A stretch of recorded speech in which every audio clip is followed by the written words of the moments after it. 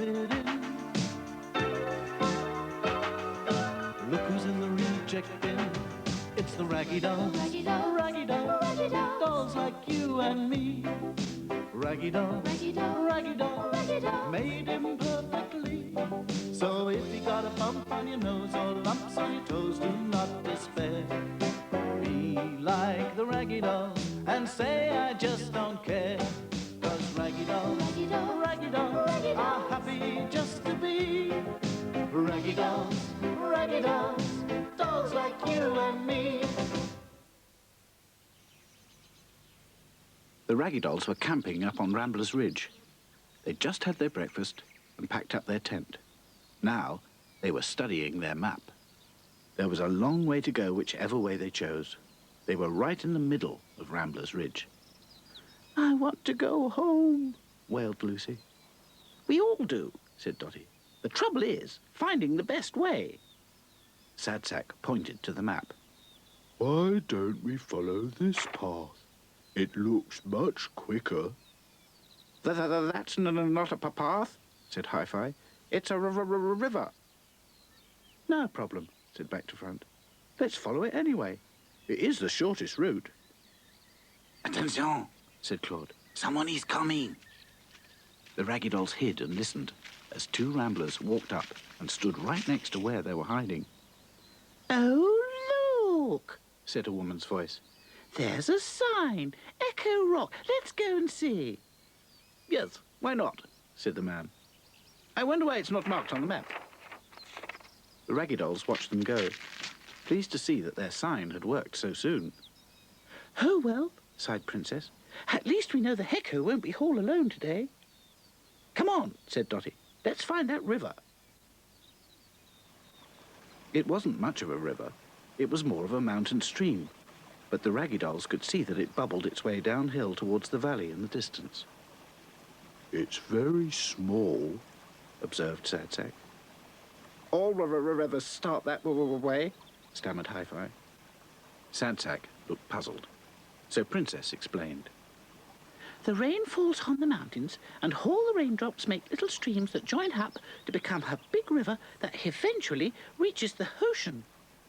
"Well said," said Dotty. Claude sighed. It is a pity we have not got the canoe like they have in the Canada. Then we could, how you say, shoot the rapids. It would be much faster, n'est-ce pas? "Certainly quicker than walking," agreed Dotty. Back to Front suddenly had a brainwave. No problem, he said. We can use the tent. The others were dumbfounded. But how?" said Lucy. "It's waterproof. It comes to bits. We'll just remake it into a canoe shape." "Brilliant," said Dotty. "Let's start right away." The Raggy Dolls set to work remaking the tent into a canoe. Lucy held up the frying pan. "We'll need a paddle," she said. "Good thinking," said Dotty. At last, the canoe was ready. "We'd better test it first," warned Hi-Fi.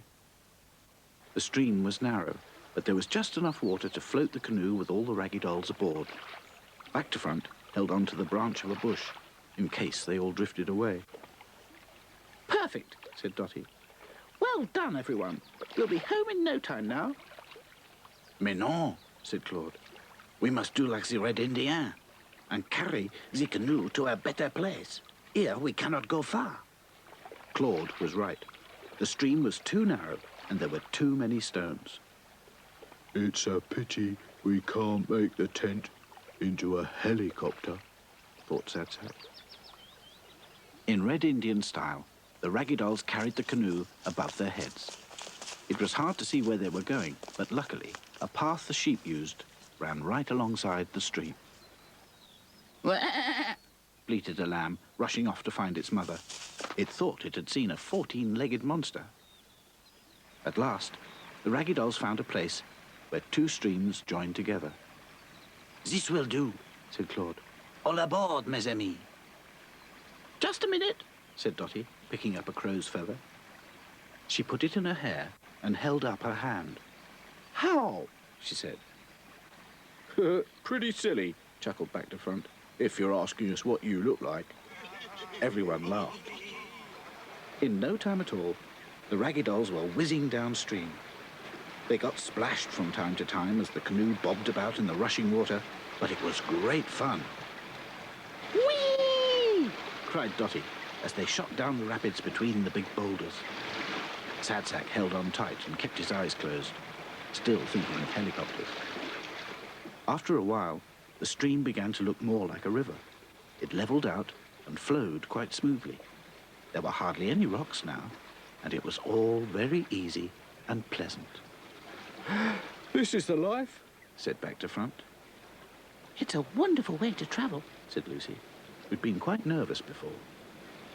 Those Indians certainly knew a thing or two. Agreed Princess. Shh, said Sad Sack, who'd only just opened his eyes. What's that noise? The Raggy Dolls listened. There was a deep, rumbling sort of splashing noise that was getting louder and louder. Sacré bleu! Exclaimed Claude. It is a waterfall! Paddle for the side! Yelled Dotty. Sad Sack grabbed the frying pan and paddled for all he was worth. The sound of the waterfall got nearer and nearer. The paddling seemed to have no effect. The canoe was drifting faster and faster. Quick, said Back to Front. Get me the big spoon. But you can't paddle with that, Wailed Lucy.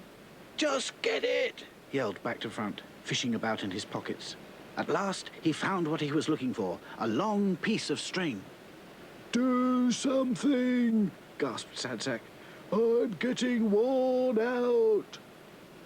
No sooner had he spoken than the canoe came to a sudden halt, with half of it hanging over the edge of the waterfall. Back to Front had tied the big spoon to the piece of string, whirled it round his head, and thrown it towards a bush. The spoon had caught in its branches, but the Raggy Dolls were not out of danger yet. Back to Front was hanging on for dear life. Come on, everyone, yelled Dotty. Heave! The Raggy Dolls all grabbed hold of the string, and slowly they pulled the canoe to the shore and out of the water. Exhausted, they lay on the riverbank and thanked their lucky stars. That was a very unpleasant surprise, said Princess at last. Very nasty. Agreed Sad Sack. It's a good job you had that string with you, said Dotty. No problem, said Back to Front.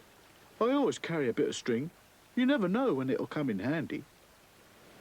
Standing at the top of the waterfall, the Raggy Dolls could see the river below them. There were no more dangers. Far away in the distance, they could just about see the old windmill. One last effort, and we'll all be home. I can't wait. Thought Sad Sack. It took ages drifting along the river. A passing swan agreed to give them a tow, made possible by Back to Front's extremely useful piece of string. After they'd passed the old windmill, the Raggy Dolls soon knew where they were. It was beginning to get dark when they thanked the swan and made their way across the big field back to the factory. Home, sweet home, Sighed Lucy, after they'd all eaten a hearty supper. Even Dotty seemed to have had enough of adventure. Tomorrow, I vote we all have a lovely long lie-in, she said. Everyone agreed. Sad Sack gave her a hug. Dotty was a little embarrassed. Don't worry, Said Sad Sack. I'm going to give the reject bin a hug too. Raggy dolls, dolls like you and me. Raggy dolls, made imperfectly. So if you're not at ease with your knobbly knees and your fingers are all thumbs, stand on your two left feet and join our raggy doll chums. 'Cause raggy dolls are happy just to be. Raggy dolls, dolls like you and me.